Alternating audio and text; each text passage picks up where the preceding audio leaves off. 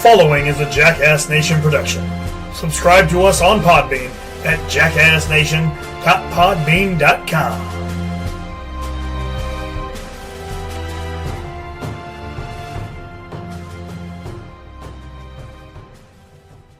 Ladies and gentlemen, the following show is supported by Amazon.com. Use the link in the description below so you can help support this and all other shows on the Jackass Nation.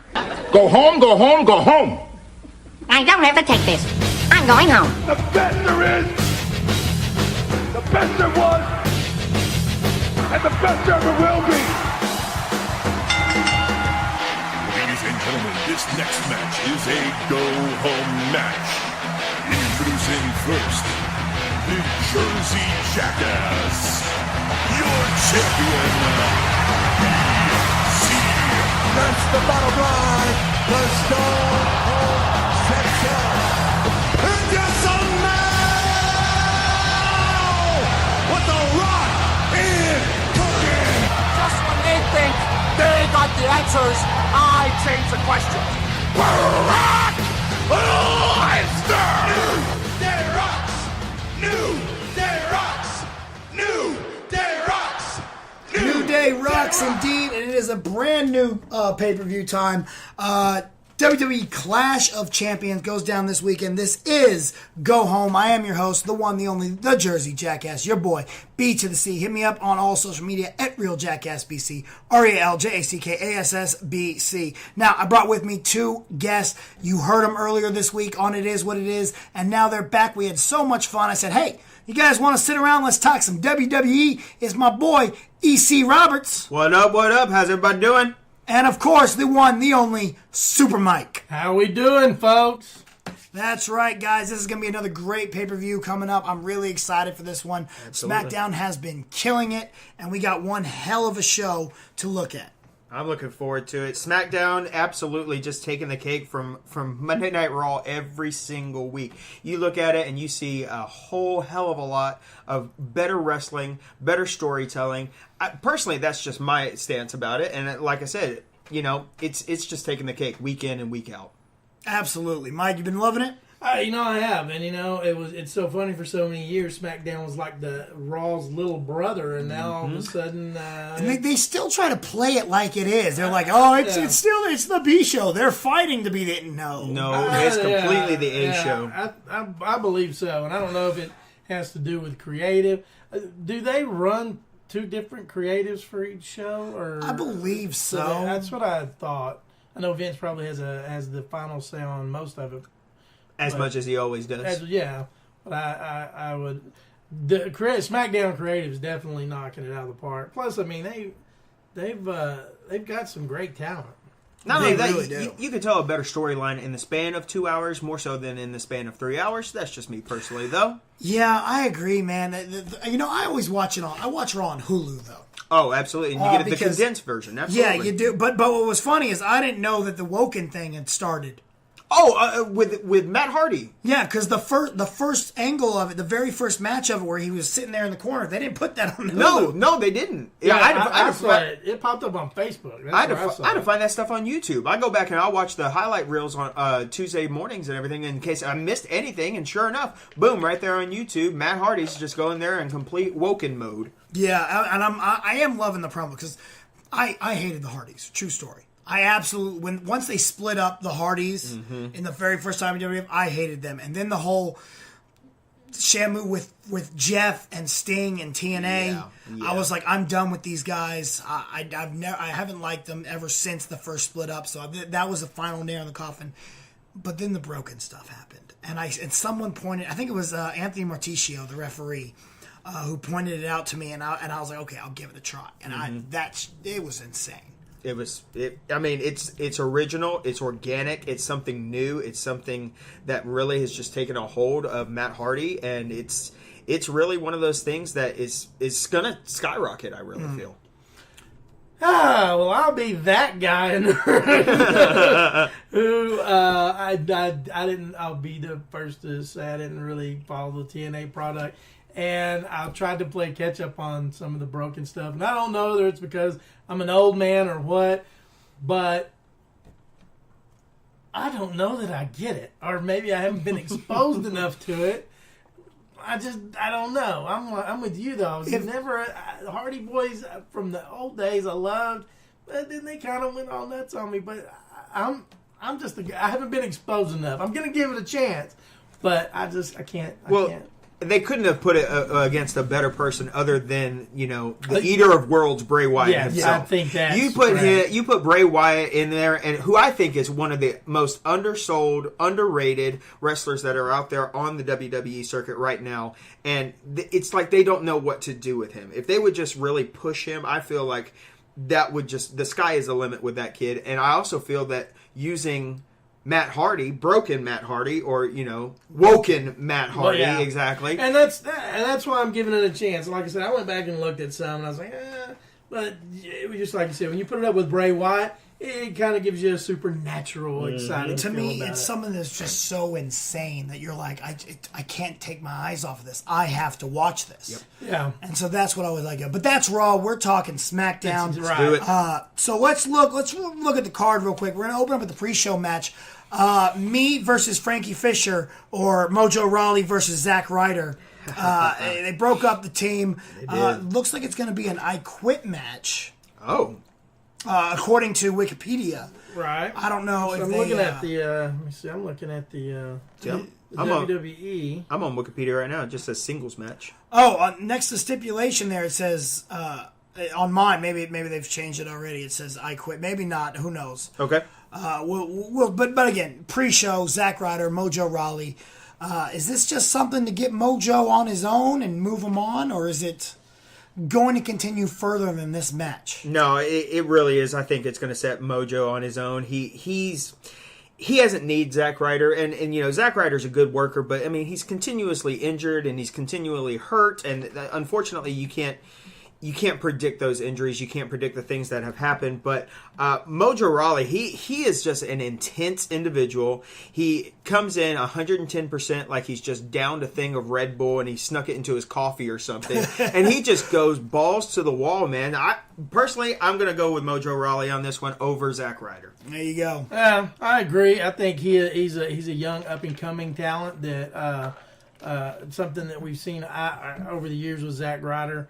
He was a good solid worker, and I think very underrated. But he's been used to put a lot of get a lot of guys up there. So I think they are setting up for Mojo to go out on his own. Ryder's always been one of my favorite guys. I do too. Yeah. East Coast represent. I gotta show love to the Long Island. That's what I'm saying? So, but I do agree. Everyone always says that I'm so much like Mojo, and I'm like, absolutely not. I would get tired just being him for half a minute. Oh yeah, I would struggle. Him going to the ring, I'm just like, no, I'm already tired. I can't do that. Yeah.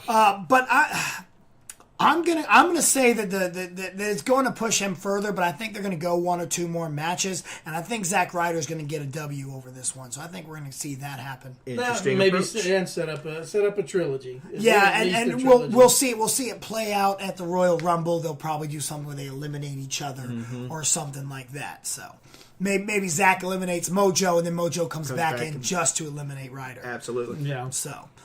Then we can get maybe some kind of WrestleMania moment for the both of them, then the undercard or pre-show there, instead of putting the Cruiserweight title on the pre-show. Exactly, yeah. All right, next up we'll have the tag team match, Breezango versus the Bludgeon Brothers. And I may be out on a limb here. I'm probably the only one. I seem to be the only one, but I cannot stand Breezango.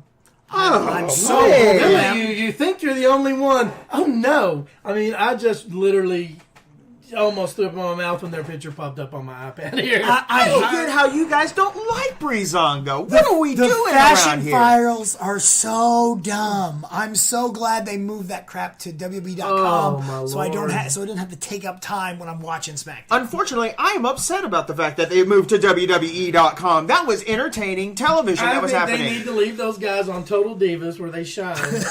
And you hush your mouth over here. Do you ever watch Total Divas? I'll be the guy who said I binge watched it And it's that thing that comes on, it'll be all day long, and I'll wind up, watching it. I tried to watch season 1. I couldn't get into it. When they brought back the love of my life, Alexa Bliss, or they brought Alexa Bliss into it this season. I'm like, well, I'm going to watch because I will watch anything with Alexa Bliss. I got 2 episodes. I'm like, I'm out. Move on. And I would watch it, with my iPad playing Clash of Clans or whatever game I was playing on and I would glance up. Because actually, I think this young woman I was dating at the time really enjoyed it. Yeah. And I was like, pretty much just like General Hospital.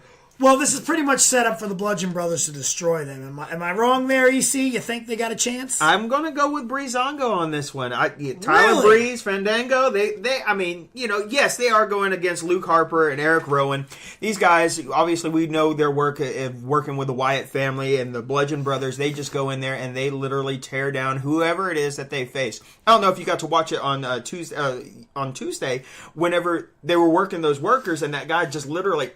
the whole time. That was the funniest thing ever. I cracked up, dying laughing whenever I heard that. I want to know if that's because they're obviously local workers. Mm-hmm. Right. I want to know if that's part of that guy's gimmick or something, or if he just did it out of sheer fear. If it's not a part of his gimmick, it needs to be a part of his gimmick right now. Exactly. Yeah, he'll definitely add it. But Breezango has been around for a lot longer than these Bludgeon Brothers, and whenever they first started coming out, guys, I was like, no, I'm out. I'm done with it. Don't like it. But then they started working together again, and, it took me back to those days. I remember watching those Wyatts and the Usos back whenever, a couple years back, and they would tear down the house. They'd be the first match out on the card, and they would bring down the house. Everything else would just be like, nope. Yeah, because the Usos have, charisma and can get you excited. Whatever don't get me wrong. I think Breezango's a good team. Yes. I just don't like the whole Fashion Files thing.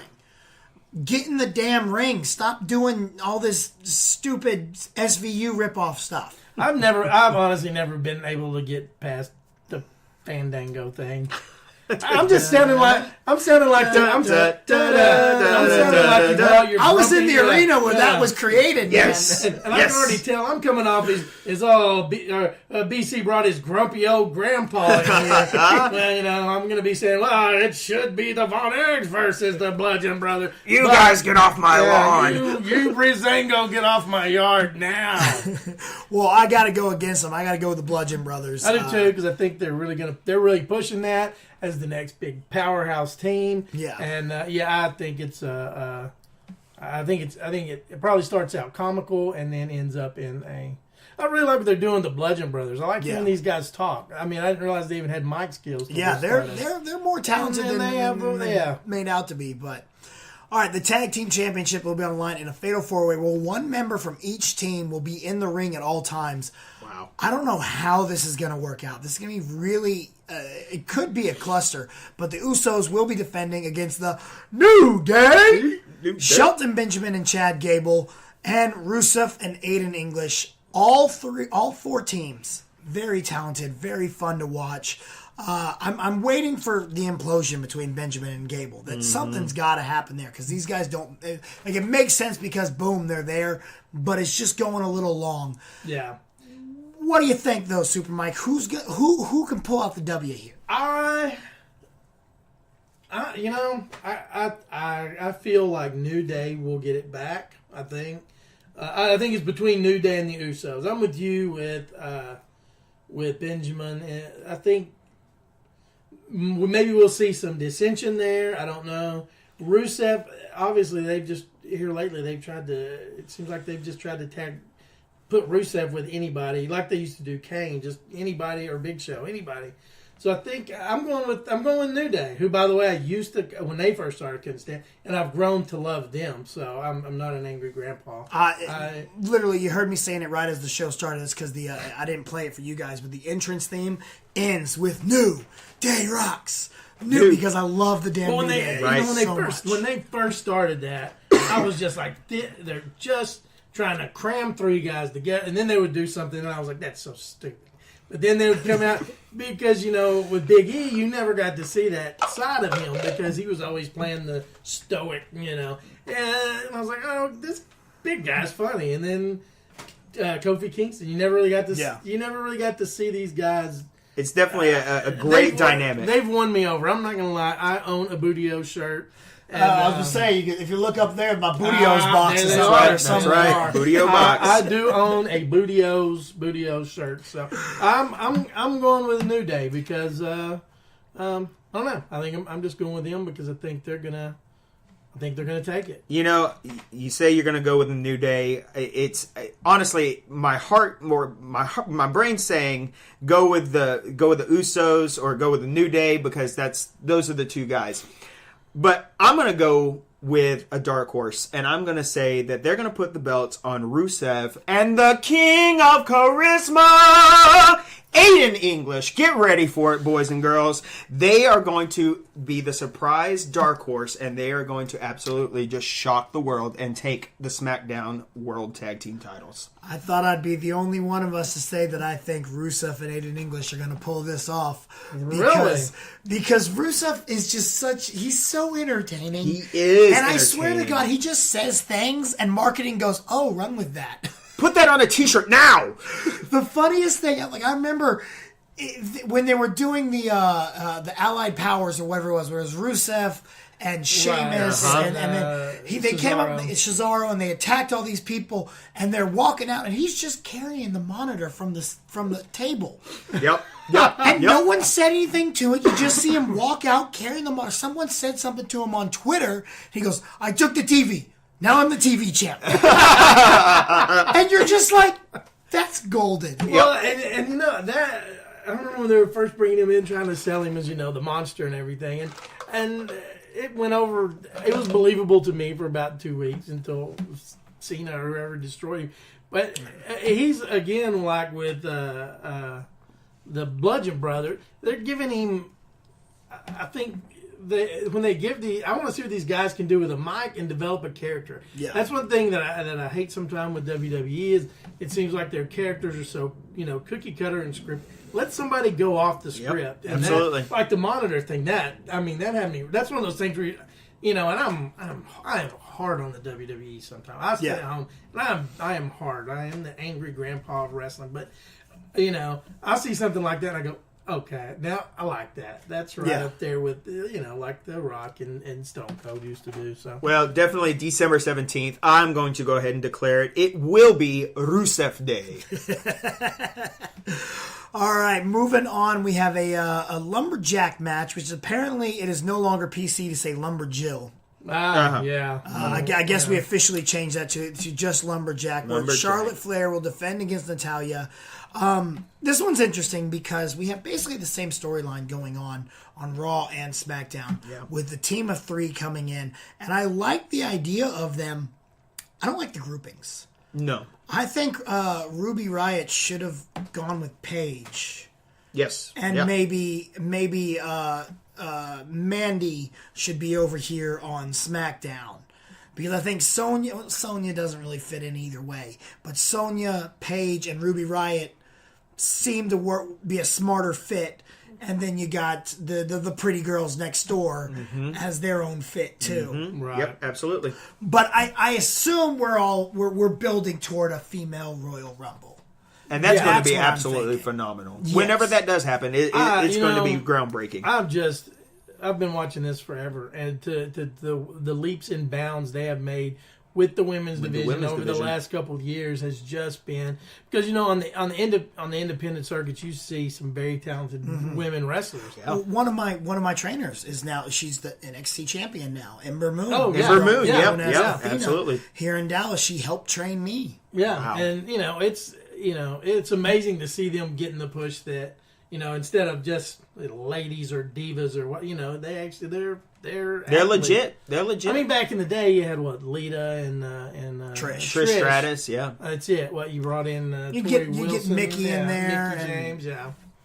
So, yeah, I never in a million used to. This was what I used to call at the pay-per-view the go pee match. But yep. It's not the now. Refill your beer match. The refill or go take a leak match. Yeah, these are the ones you got to be there to watch. Yeah. Well, BC, who do you got going on this one? Man, I don't know. I don't see Charlotte being ready to drop the title yet. I see some kind of screwy finish almost to where the lumber all hell breaks loose. and maybe Natalya takes advantage of it, or it leads to Charlotte getting the win and Natalya being able to complain. So I'm going to think that if you're holding a gun to my head, I'm going to have to pick a winner. It's going to go with Charlotte, but it's not going to be pretty. No. I'll tell you that right now. Absolutely not. And, I'm going to go right along with you. I think something screwy is going to happen in this match. It always happens in a lumberjack match. People always get into fights, and the ring gets crowded, and people start getting pissed off at each other. And that's why I'm going to definitely go along with 2 claps and a Ric Flair. Woo! Put it on Charlotte Flair. Keep her the champ. I'm going to go one step beyond you guys. I'm going to pick Charlotte Flair, and I'm going to call the move.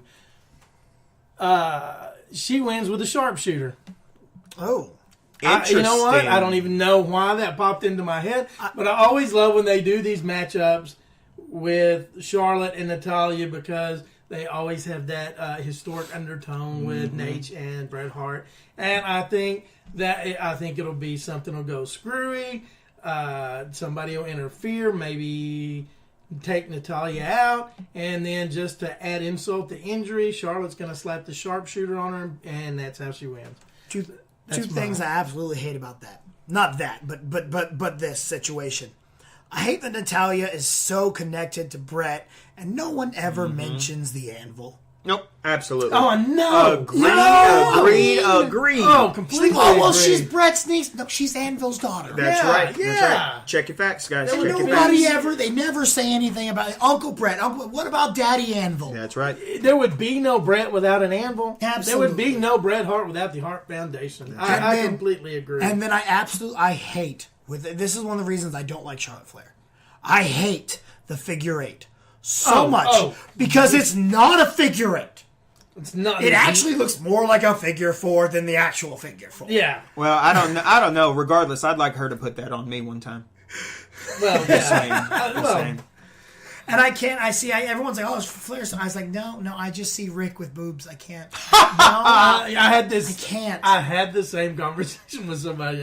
That tells you what kind of conversation that. But I'm the same. When she first came out, I was like, "Okay." But she's so But talented. she is, she is probably one of. I mean, just her athleticism and her knowledge and her ring presence is. You can tell. I just get the feel. Her and Natalya, to me, are probably the 2 best technically sound women wrestlers. Absolutely. Because you can see some of the other girls will get in there and it's basically planned out for them. Yeah. These 2 go at it. I can tell they're probably calling some spots in there. Well, they're probably calling part of their match. Like I said, that goes back to the lineage thing, and with Bret Hart, Anvil Hart, and Ric Flair, of course. Yeah, but figure eight's the stupidest thing ever on the planet. And I will write that down so bad. as the I almost said the worst finisher, but that's probably not the worst. But it looks like it's more painful to Charlotte than it is the other person. Yeah. And I always hated the reversals of the figure 4. Oh, he's gonna turn it. They turned it over. That reverses pressure. No. No, we don't. Yeah. No, we don't. But I mean, I come from a time when a figure 4 and a DDT was a finisher. Yep. Now you'll see. I 20 love of those in a that match. Alexa uses the DDT Yeah. as a finisher. Yes. But I come from a day and age where that was the finisher. Jake the Snake, that was his finisher, and Absolutely. I was like, now I think bottom line, figure 8's stupid. I love you, Charlotte. You're a beautiful person. I love your dad. He's a great man, but figure 8's stupid. You need to work something out with that. All right, next up we have the United States Championship. There we match. go. Baron Corbin, a fellow BC, taking on glorious Bobby Roode and the one and only Dolph Ziggler. I'm so torn because I have grown on Baron Corbin so much. I love this guy. I think he's an incredible heel. I love to hate him. But it's Bobby frickin' Roode. That's right. And he is glorious. And it pays to be Roode. And it pays to be Roode. And I just want them to have James Storm in there so bad so we can see beer money. Oh, no. Oh, God, That's all I want yes. out of life. That would be. I thought that when I heard that Rude was coming, went to NXT, I was like. And then Storm showed up for like a month in NXT. And then he went back to TNA. Yeah, his contract's up with TNA now. So Okay, who bring him. knows? Bring Maybe him we'll on. work Let's it out. go. But this is going to be a very interesting match. I'm really torn on who I think is going to win. I think the least possibility goes to Dolph Ziggler. Exactly. Absolutely. And I smart money says Bobby Roode. And so I think I'm going to follow the smart money and take it with Roode because I think Dolph Ziggler and Corbin will kind of equal each other out. Well, in Ziggler, I mean, have I heard correctly? Ziggler's contract is about to expire with WWE, or have they fixed that? I've heard so many different things. I thought he was going to leave, right? And then apparently, he was off TV for a while. I was like, oh, he must be gone, and then he's just back. So I don't know, honestly. Well, interesting approach. I'm with you. The smart money is going to definitely go with Bobby Roode. I'm with you in the sense of he is going to turn around and make the United States Championship glorious. I declare it right now. Put it on Bobby Roode, signed, sealed, and delivered. How about you, Super Mike? I'm torn. Because I look at Corbin, and he's a guy who's getting over. But I'm looking at Roode, who's a guy who's relatively new to the main roster. And I'm torn between who has the charisma to not have a belt and who needs a belt to be a little more relevant. Yeah. I think Bobby Roode's coming in with such a he's already up. I mean, he's already established basically.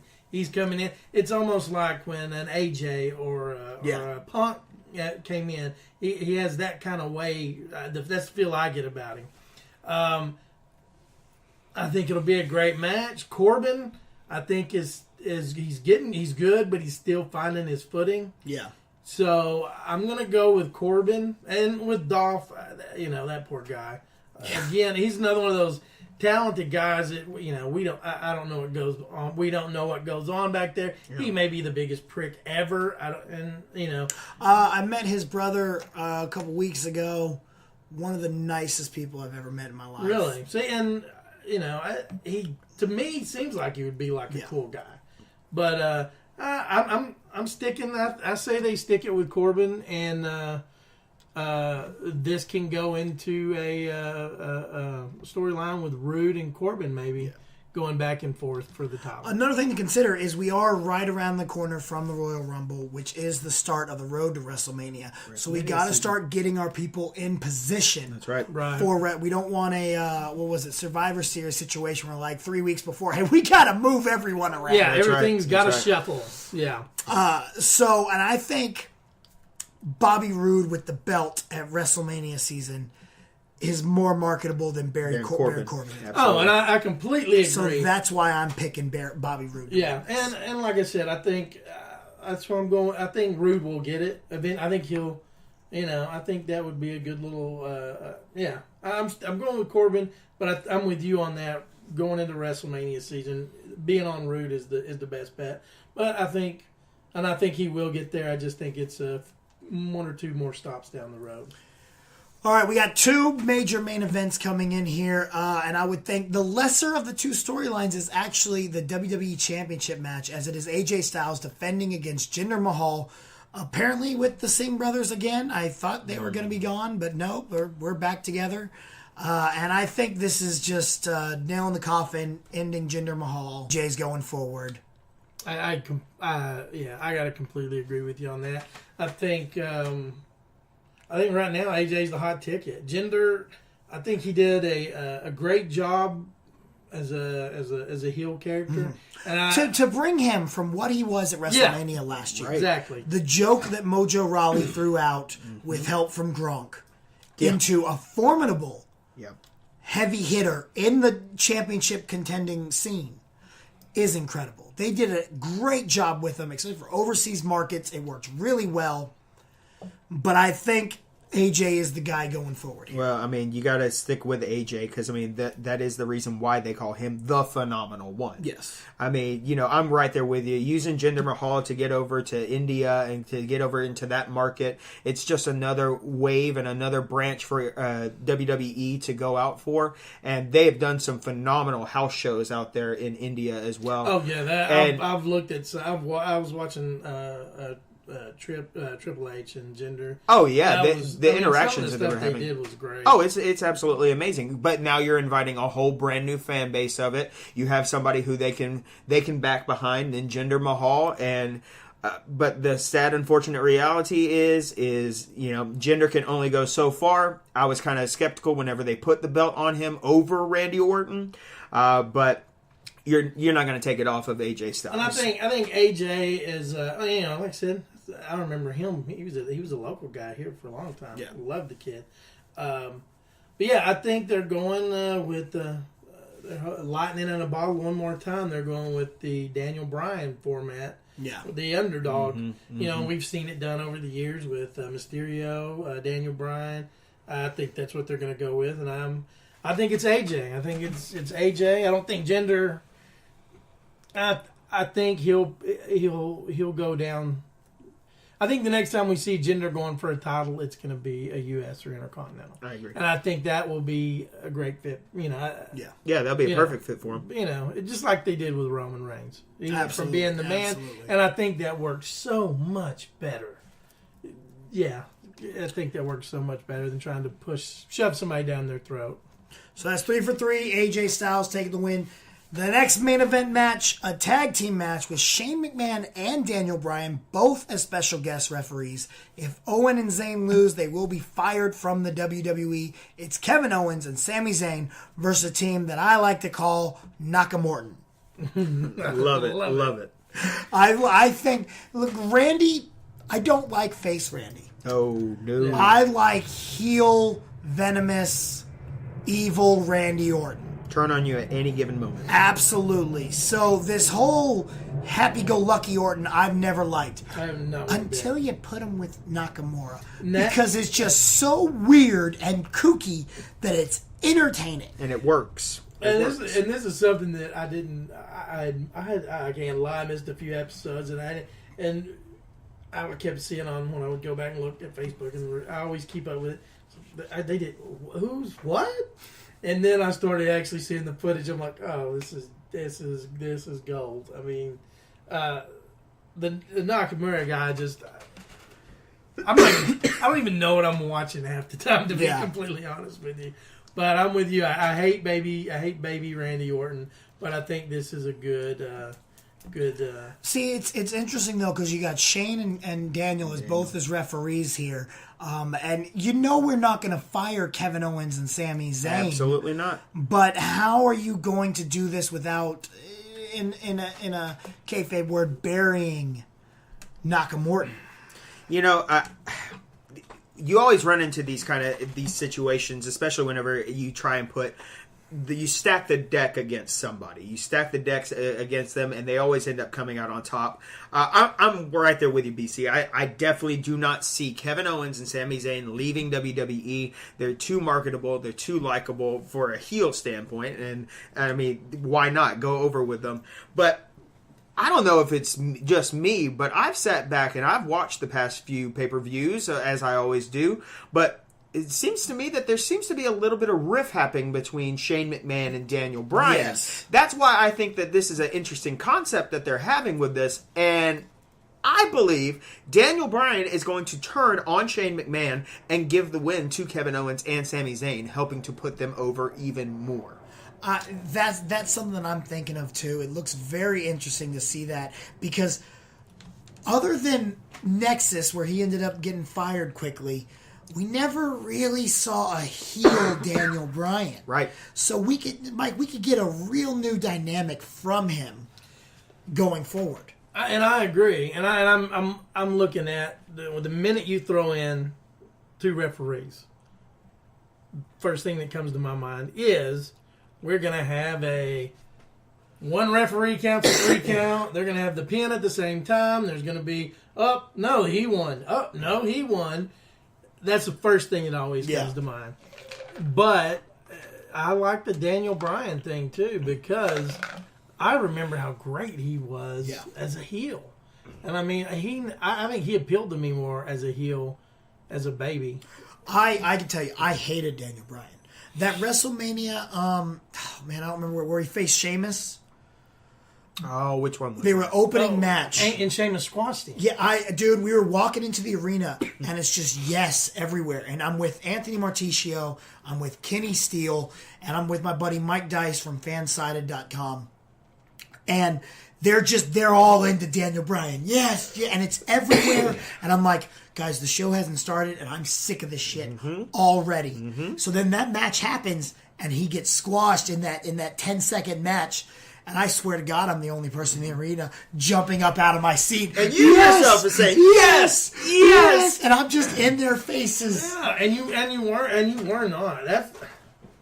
And later he grew on me. He got a little better. The fans, because my problem was the fans. The fans are Bryan Danielson, the American Dragon, because Well, and that's I went through the same thing with CM Punk and Bobby Midnight. We bartended together for a little while, and we would talk wrestling while we were working, and he was just all about the CM Punk, and I was just I'm not gonna lie, Punk. I eventually, I'll say I kind of enjoyed him a little bit, but CM Punk Bobby was just singing the praises, the indie guy making it. I hate the guy. I don't like anything about CM Punk, and I kind of got the same. Daniel Bryan, to me, was great when he was working with Kane. Mm-hmm. He was great working as a heel, but when he went, he just, to me, he didn't have, there was nothing that made me relatable to him. Yeah. Underdogs, I'm all about the underdogs. That's the greatest story ever told. Like Mysterio wins the title, or, back in the day when Eddie Guerrero and He Who Shall Not Name Ever Again won the title. That was a great story to me. I remember watching that Mania going, yeah, yep.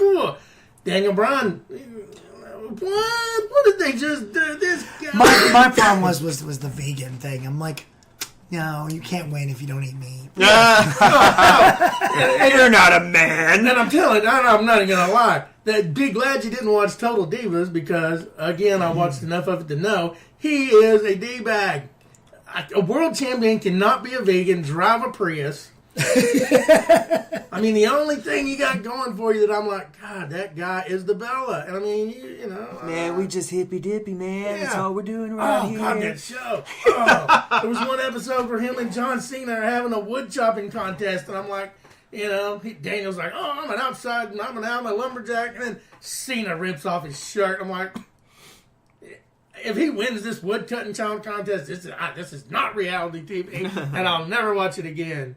Then the Bellas came out in a bikini, and I completely completely forgot what happened. But yeah, I think EC's on to it here. I think Daniel Bryan is going to do something, and it's going to, because like we said, we're moving into WrestleMania season, and every doctor on the planet has cleared Daniel Bryan, and he said he will wrestle again.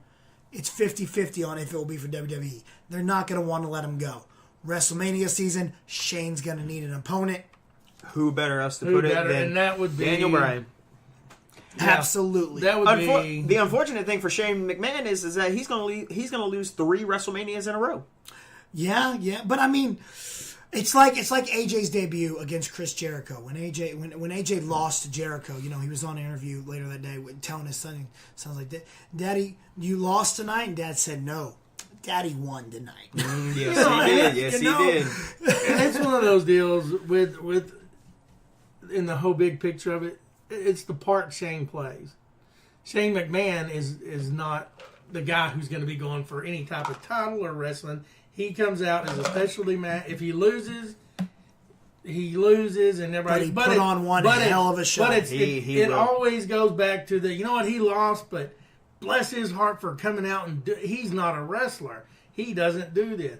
He makes that appearance once a year, brings down the house. Nobody remembers if he wins or loses. All that, him and Kurt Angle, some of the stuff they did back in the day. Yep. Shane, King of the Ring, where the damn glass wouldn't break. Didn't he throw him through it twice? Yeah. 5 times. 5 times. It was like 5 times German suplexes, and then finally he just throws them like that, and it goes right through. Maybe I had a concussion, and I only thought it was 2 times. How about the Swanton off the Titan? Still one of the great. Me, I'm not going up typically above the bottom. I won't go up to the top rope after that noise. Nope.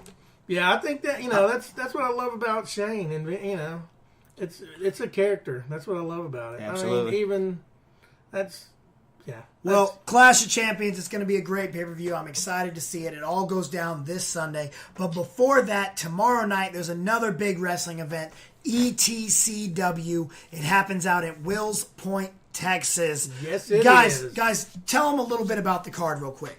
This card, we've been running shows now for about 6 months, and this is what we have built up to. Absolutely. If there were a WrestleMania in ETCW, this would be it. We have all of our titles are on the line. And by the way, these are all going to be first-time champions. These are bright, shiny new belts. We have the tag team match, which is going to be very interesting. You got Big Hoss, Tim Sweeney, and a very strange predicament going against Tyler Crane and Michael Horde, a young tag team who has really showed a lot here lately. Ladder match, or should I say table, ladder and trash can match, I don't know.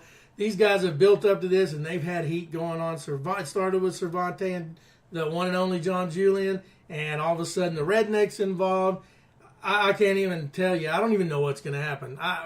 Me and Bobby put this together, and I guarantee you we don't know what's going to happen. But we do know one thing for you to know what's going to happen is to show up on Saturday. Exactly. You have to show up on Saturday to find out what happens. It's a long drive, but I mean, hell, it's worth every penny. You can stay in my extra bedroom if you need to. Not to mention, it's only $10 to get in. Bring 3 canned goods, and you'll get in for $8. You got children, 12 and under, only have to pay $5. Doors are going to open at 6 p.m. Bell time's at 7. It is 337 Blakely Street, Wills Point, Texas, at the Wills Point Middle School Gym. A fatal 4-way for the World Heavyweight Championship. Bring it on. Which I will be in. You guys got to come see me take on Pendragon, as well as members of Nigel Rabbit's Rabbit Empire, Carrion Arcane, and Christopher Hayden. This is a show that you do not want to miss. It's like I said, it's going to be amazing. Plus, look at it this way. If you got 4 or 5 kids, where else are you going to go on a Saturday night for $25? I mean, you're going to get great entertainment. See Santa Claus. That's right. 4 or 5 kids. Santa Claus is in the house. It's better than going to the mall and you don't have to pay to take the picture. And you don't have to worry about your car getting all dinged up in that godforsaken parking lot. Absolutely. All right, EC, put yourself over. Tell everybody where they can find you. Guys, you can find me on Twitter at music_man_23. You can also find me on Facebook at just regular Eric Robertson. And please, guys, also find me on the East Texas Championship Wrestling fan page. Go there, like, subscribe. We're going to give you every kind of piece of information that you could possibly want to know about any upcoming shows.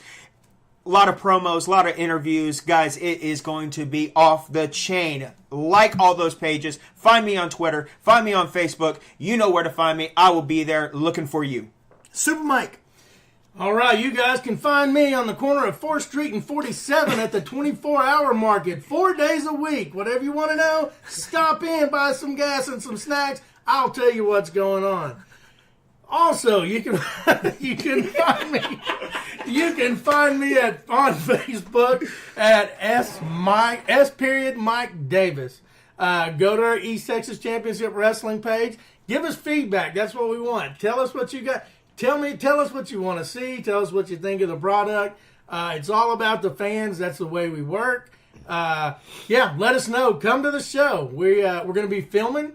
We're going to have photographers there, so it's going to be a big, big night. Come out, show your support, get Santa.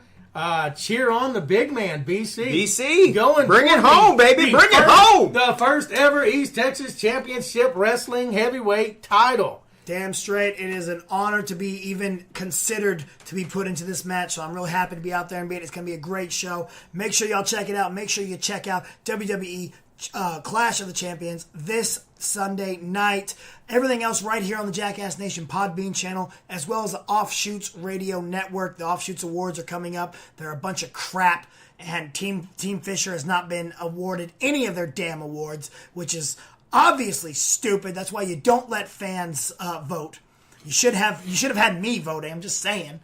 But I'd have voted for you. Exactly. I voted. I'm not gonna lie. I committed voter fraud. I voted like 4 or 5 times under all my aliases. But It's obviously rigged. This is rigged. Absolutely. Anyway, guys, y'all know how to hit me up on Twitter, on Snapchat, on Facebook, on Instagram, on all social media at RealJackassBC, RealJackassBC. This has been Go Home, and we will see you guys next time. Peace out. Ladies and gentlemen, thank you for listening to Go Home. We'll be back right before the next WWE pay-per-view. Don't forget to follow BC on Twitter at RealJackassBC. We'll see you next time. Go home, go home, go home. I don't have to take this. I'm going home.